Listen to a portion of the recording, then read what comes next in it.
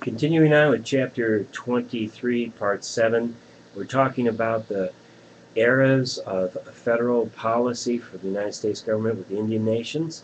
There's three more eras. The first one I want to talk about is referred to as 1928 to 1945, and that is the era of reorganization. This was when there was a brief period of about 37 years that this era continued on. People were realizing the devastation and the injustices that were being done to the Indian nations. So there was a brief period where the assimilation, or the allotment and the allotment and the force that was being used was stopped, and a measure of self-governance and sovereignty was more respected and returned to the Indian nations. Unfortunately, it only lasted about 36, 37 years.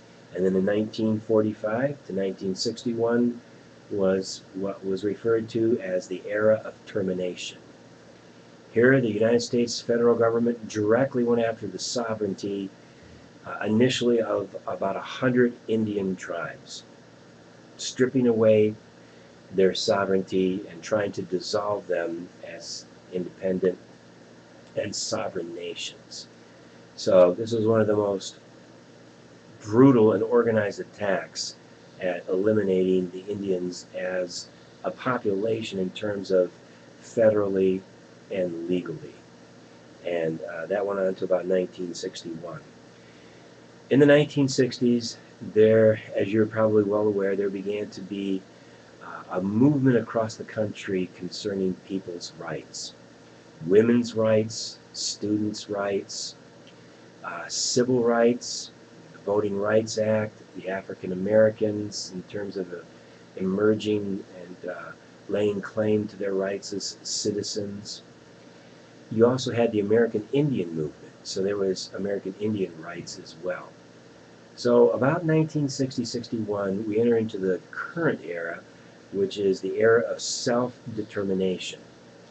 This is when a number of laws and statutes were passed, policies that more solidified and recognized the sovereign status of Indians, the treaties that had been entered into, the obligations of the federal government through those treaties, and more self-governance returning to the tribes. And this was a very important time of restoration.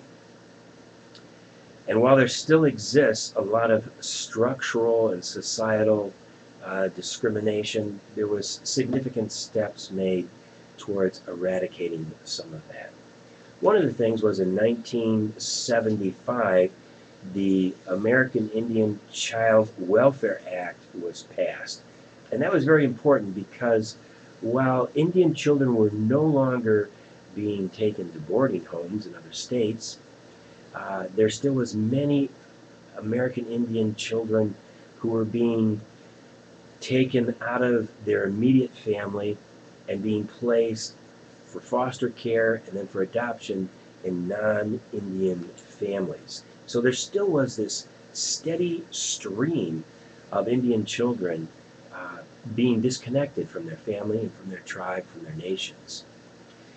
One of the things that the American Indian Child Welfare Act requires that, and this is obviously important for social workers since they're the ones who are directly involved with this, is that when there is a need for a child to be removed from their biological family, their mother and father, for any period of time, that the first place they look to place that child isn't in a non-Indian family somewhere, around the state, but is within that child's immediate family there with aunts and uncles and grandparents. And if there isn't a place in the immediate extended family, then looking within the tribe. If not within the tribe, then within another Indian, tribe that's located nearby. So that it's the very, very last resort that an Indian child would be removed from a family, removed from their community, removed from their tribe, and placed up for adoption into a non-Indian family. So that was very significant. That was that was being brought about to stem that tide of the children being, coming out of the family and out of the community. Okay, we have one more video, and that will be part 8.